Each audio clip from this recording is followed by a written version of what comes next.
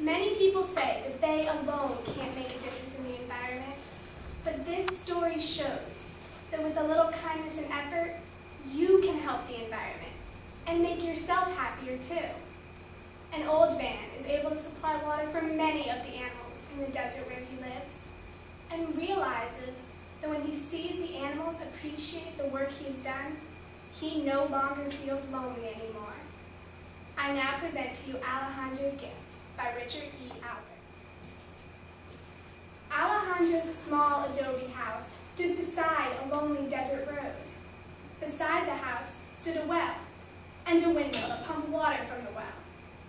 Water for Alejandro and for his only companion, a burro. It was a lonely place, and Alejandro welcomed any who stopped by to refresh themselves at the well. But visitors were few, and after they left, Alejandro felt lonelier than before. To more easily endure the lonely hours, Alejandro planted a garden filled with carrots, beans, large brown onions, and so much more. Most mornings found Alejandro tending the garden, watching it grow.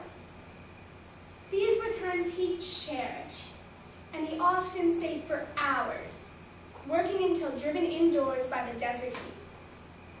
The days went by, one after another, with little change, until one morning there was an unexpected visitor. The visitor came not from the desert road, but from the desert itself. A ground squirrel crept from the underbrush. Moving warily over the sand, it hesitated and looked around. Alejandro paused, keeping very quiet as the squirrel approached the garden.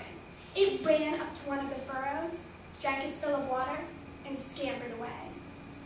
After it left, Alejandro realized that for those few moments, his loneliness had been all but forgotten. And because he felt less lonely, Alejandro found himself hoping the squirrel would come again. The squirrel did come again, from time to time, bringing along small friends, wood rats and pocket gophers. Birds, too, became aware of Alejandro's garden. Cactus wrens, sage sparrows, mourning doves, and others came in the evening to drop down for a quick drink before nightfall. Suddenly, Alejandro found that time was passing more quickly. He was rarely lonely. He had only to look up from his hoe, or from wherever he might be at any moment, to find a small friend nearby. For a while, this was all that mattered to Alejandro. But after a time, he wasn't so sure.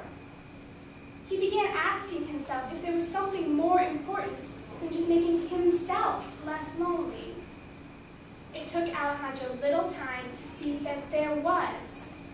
He began to realize that his tiny desert friends came to the garden not for company, but for water. And he found himself thinking of the other animals in the desert. Animals like the coyote, the desert gray fox, and the javelinas, the short-tempered wild pigs of the desert. Finding enough water was not a problem. With his windmill and well, Alejandro could supply ample water for any and all. Getting it to those who needed it was something else. The something else, Alejandro decided, was a desert water hole. Without delay, Alejandro started digging. It was tiring work, but the thought of giving water to so many thirsty desert dwellers more than made up for the drudgery. And when it was filled, Alejandro was pleased with the gift he had made for his desert friends. There was good reason to suppose it would take time for the larger animals to discover their new source of water, so Alejandro was patient. He went about as usual, feeding his burro, tending the garden, and doing countless other chores. Days passed, and nothing happened. Still, Alejandro was confident. But the days turned to weeks, and it was still quiet at the water hole. Why, Alejandro wondered, weren't they coming? What could he have done wrong? The absence of the desert folk might have remained a mystery had Alejandro not come out of the house one morning when a skunk was in the clearing beyond the water hole.